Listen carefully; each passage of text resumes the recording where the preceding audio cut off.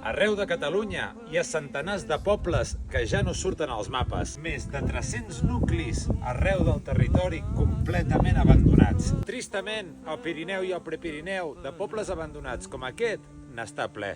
I si contem els que només tenen una o dues cases habitades, en són més de 1.700. Aquests pobles van ser el cor del país durant segles.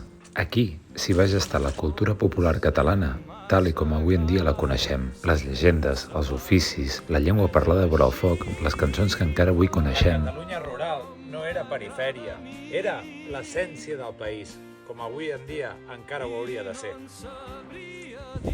Però el segle XX ho va canviar tot. La mecanització, la industrialització, la migració cap a les ciutats va buidar les muntanyes. Les escoles i les esglésies van tancar, els camins es van perdre i les famílies van marxar sense mirar enrere. I després va venir la Guerra Civil. Molts d'aquests pobles van ser fronts de combat o zones de repressió.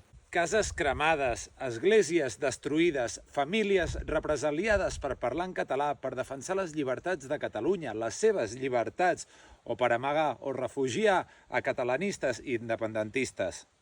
Quan la guerra va acabar, el franquisme no només va silenciar les persones, també va silenciar els llocs.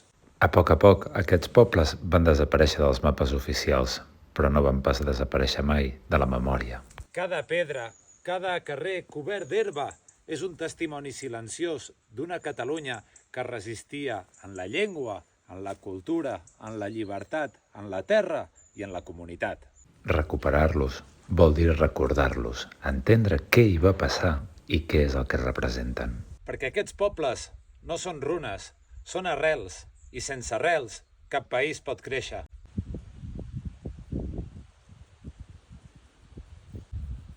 Si us ha agradat, deixeu un m'agrada, un comentari, però sobretot compartiu-lo perquè tothom conegui la nostra història. Ens veiem en el següent episodi. Iopa!